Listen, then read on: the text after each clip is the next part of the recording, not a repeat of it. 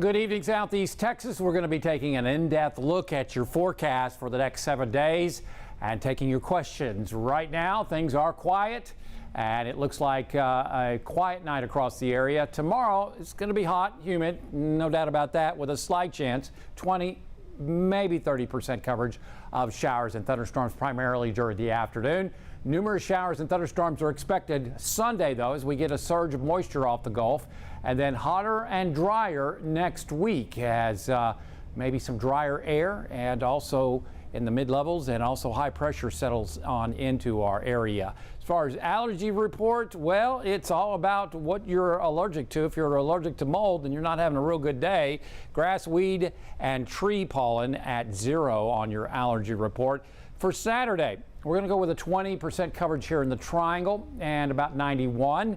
And again, it would be primarily afternoon shower and thunderstorm activity here in the Triangle. For the Lakes area, about a 20% coverage, but more towards the later afternoon hours. About 93 up there. Inland Southeast Texas may see a little better chance of rain at about a 20, maybe 30% coverage. But again, we'll go with a 20% coverage also for the Lakes area, and that'll be probably more towards the late afternoon and evening hours, as we're forecasting those low 90s up in the Lakes area if you're going to be on the lake, and partly cloudy skies and a light south wind with a 20% coverage of showers and thunderstorms on San Rayburn coming up on your Saturday. Taking a look at radar in review, and guess what? No 30% coverage in the Triangle, only about a 20% coverage. What happened? Yeah, drier air filtering on into our area. So as expected, it looks like fairly quiet weather tomorrow, and again, 20, maybe at most a 30% coverage here in portions of North Jefferson County. But what happened to Orange? And look at that, dry over in towards Port Arthur. Few isolated, widely scattered showers into Hardin County and back over to Newton County. But as you can see, up towards the Lakes area, not much at all. Otherwise, everything walking off towards the north, or working its way off to the north. This is the sea breeze, and that is the impetus for our green, lush green area. It usually waters our area and keeps shower and thunderstorm activity fairly active during the summertime months, and that's what again we saw today, working on off towards the north. Had one cell right over Beaumont once again, where a quick inch of rain fell here in Beaumont, and right now that has ended and it's all working off to the north. Temperatures in the 80s, and across the state we continue to watch moisture moving off to the west. But look at the shower and thunderstorm activity again off towards our east. This is more moisture moving on in. We're going to show you this all summer long. Moisture coming around the ridge of high pressure, which is off towards the north. And on the outer periphery, the ring of fire, that is the monsoonal moisture being dragged on in from the Pacific. So let me get a closer view. Again, we've been tracking this moisture since, what, Monday? It's come all the way, this piece of moisture has come all the way from the Florida Panhandle, across the Gulf and on into our area. Now this is working on down from the north and east, and will likely move on into our area tomorrow afternoon and especially on Sunday. So we're expecting a pretty good coverage of shower and thunderstorm activity on Sunday as that moisture works on in. Otherwise, as far as atmospheric moisture, we track moisture because shower and thunderstorm activity, or I should say clouds, depend upon moisture to produce the shower and thunderstorm activity. The more moisture you have in the atmosphere, usually you can get a better chance of shower and thunderstorm activity for the most part, but not always. Otherwise, today we had a pretty good amount of shower. Okay, look, this is dry up here, browns, and then as you go up the scale, the atmosphere becomes moist. Okay, so a lot of times in tropical systems you get this high amounts of moisture that we look at. Otherwise, so here we are today. Notice how the moisture goes up as we work on into Sunday. This is that surge of moisture we've been talking about, and that's why we expect a pretty good coverage of shower and thunderstorm activity on Sunday. Still high amounts of moisture on Monday, but it seems like high pressure will counteract that. So it looks like lower chances on Monday, and then the atmosphere really dries out. Look how we go back down the scale. So we go from somewhere around here to over here. So the atmosphere will dry as we work on into early next week, especially Wednesday, Thursday, and it looks like fairly dry weather conditions coming up on the 4th because of high pressure over us. You can have moisture, but if high pressure is over your area, it's causing sinking air, that counteracts any shower and thunderstorm activity trying to boil up. So again, we're going to take a look at high-res modeling, and it's going to show not much tonight. We expect lows to drop into the lower 70s in the lakes and into the low to mid 70s inland southeast Texas, and here in the Triangle should get into the mid to upper 70s. So tomorrow we'll go with a slight 20% coverage of showers and thunderstorms, mainly during the early afternoon hours in the Triangle, maybe as much as about a 30% coverage inland southeast Texas. Again, inland southeast Texas is Hardin County, southern Jasper, southern Newton counties, maybe northern Orange counties, okay? That's where we think the best shower and thunderstorm activity is going to occur. Why is this happening? Well, you create the sea breeze around Highway 73 each day, or maybe a little further north, a little further south. So it begins organizing. You get your 20% coverage here along I-10. The showers and storms continue to strengthen as they build north, and that's why you get better shower and thunderstorm activity coverages, at least up towards inland southeast Texas. That usually works on off toward the north, up towards the lakes area, where they'll get about a 20, maybe 30% coverage up that way. Going to be a hot day in between those showers and storms. Lower rain chances for the most part. Look at the brown. Remember, this is at 10,000 feet. And again, clouds want to build up. They're made up of moisture. And if you have a level above those clouds, this is low-level moisture, clouds build up, and they try to build up into thunderstorms or cumulonimbus clouds. Once they interact with that drier air at 10,000 feet, then those clouds dissipate or evaporate. So that's why you usually don't get a lot of shower and thunderstorm activity like we had today because of the drier air moving on in. Look at the moisture off towards our east.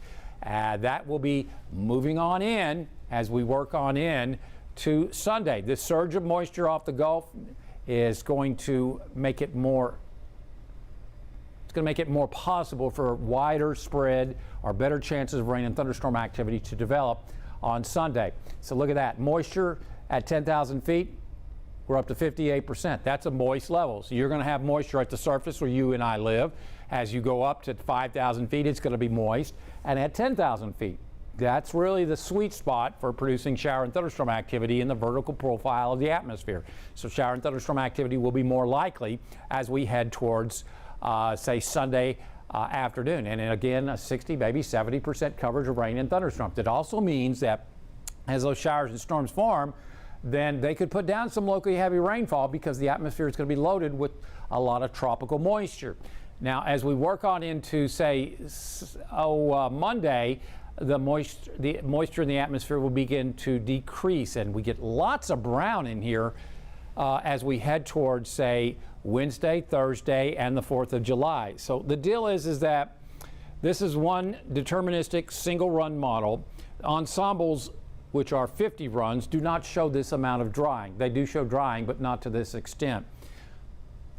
We're not going to go with a 0% coverage as of yet because of what the ensembles are showing, which shows better moisture. So I can't rule out isolated showers or thunderstorms as we head towards Wednesday, Thursday, and Friday of next week. But I don't think what we're seeing today will be occurring towards next week or Sunday. So it looks like lower chances. In the tropics, well, Hurricane Center is giving us a chance of shower and thunderstorm activity. Right now, it's just a tropical wave, and we don't really expect it to develop. I don't see it on any of the ensembles. Regardless if it does, which I don't think is going to happen, it would head off towards Mexico because we have weak high pressure over our area. So I think we're in pretty good shape as far as the tropics go, with nothing really expected to develop over the next 7 to 10 days per modeling.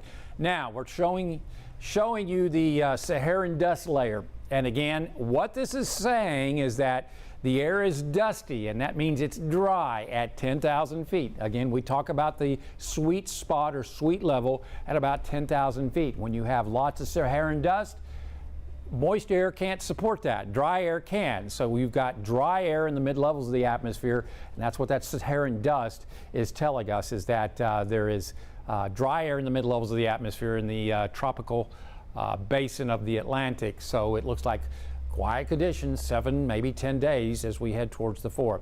On the Gulf tomorrow, looking at slightly choppy seas around 2 feet. So not a bad day on the waters tomorrow if you're going to do some nearshore fishing.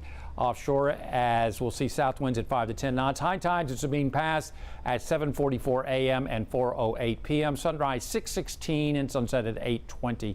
Water temperature 90 degrees right now. So our forecast tonight, obviously becoming mostly clear.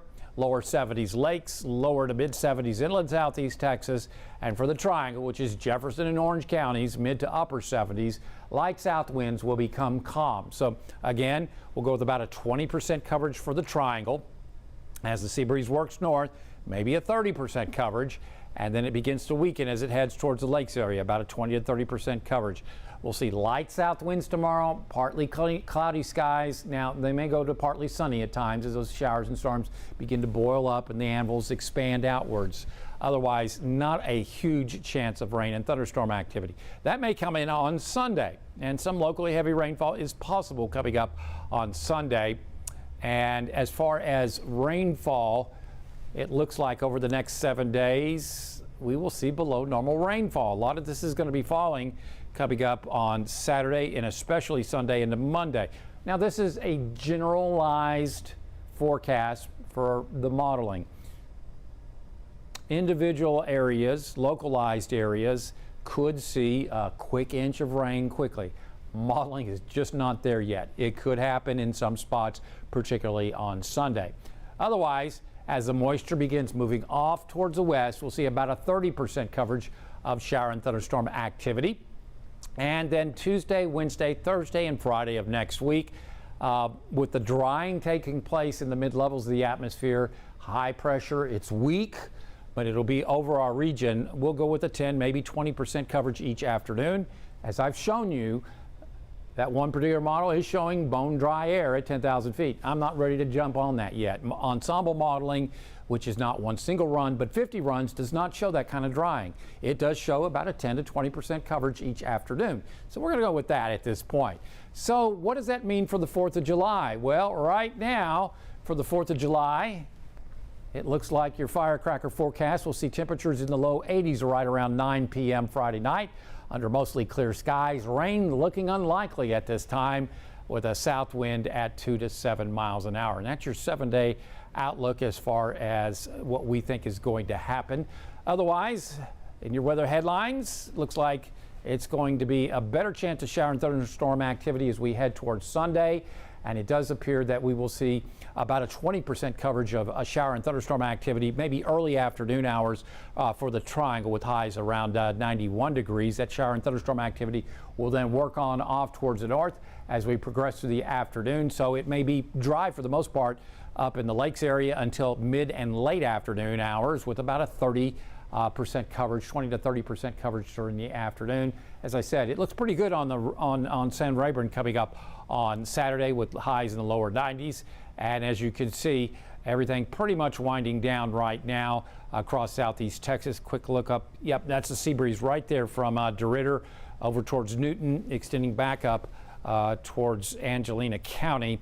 And temperatures are into the mid to upper 80s at this time. Otherwise, we're going to be watching this shower and thunderstorm activity, this moisture, and moisture coming out of the Gulf as we head towards Sunday.